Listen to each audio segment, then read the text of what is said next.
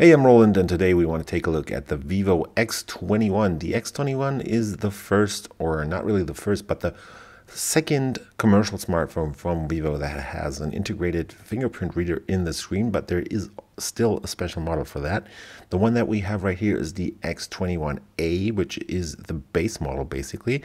It's all the same, just like the X21UD, which is the under display model, but it has the fingerprint reader on the back. So if you look closely at this device, you get a 6.28-inch OLED panel, just like on the Oppo R15. That's probably about the same panel.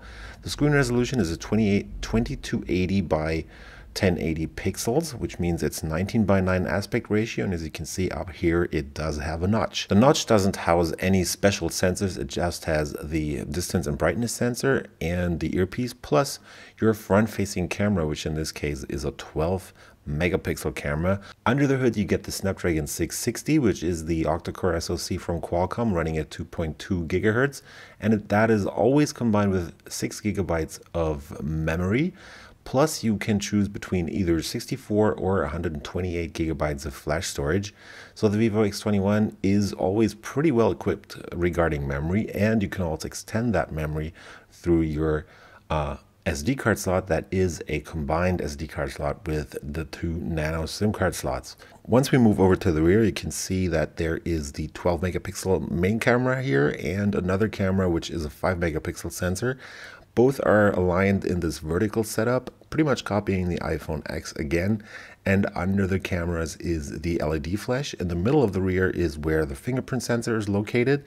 So this is where you can see that we have the regular model, because the X21UD has the fingerprint reader integrated into the screen, and the base model, which we have right here, has it in the middle of the back. The back is also made out of glass, and the whole thing is made out of aluminum. It has an aluminum frame that looks pretty nice actually. One thing that isn't really up to par on the Vivo X21 is that it is still using a micro USB 2.0 charging port. Vivo is going really far on cloning the Apple experience here on the X21. Not only are they copying wide areas of the user experience design-wise, so there's a bunch of icons that look totally like Apple. All the windows and the notifications look pretty much like on iOS. But down here at the bottom, you have these three stripes, and they're pretty much emulating the swiping experience that you get on the iPhone X.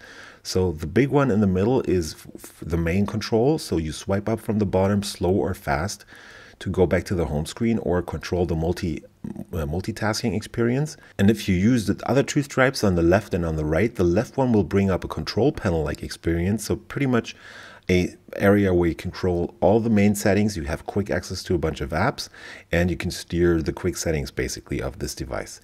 If you use the stripe that's on the right, this will clean up the memory of the device, and it will close all recently used apps. The Vivo X21 weighs in at 157 grams, and it is just under 7.4 millimeters thick. If you want to call the Vivo X21 your own, you'll have to go to China and invest 3,200 yuan, which converts to just over $500 or 410 euros.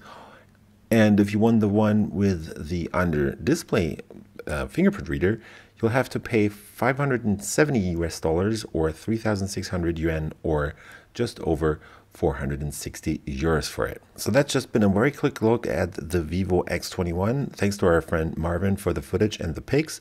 And if you like what I do on my channel, follow me on Twitter, subscribe to the channel, and I will see you later.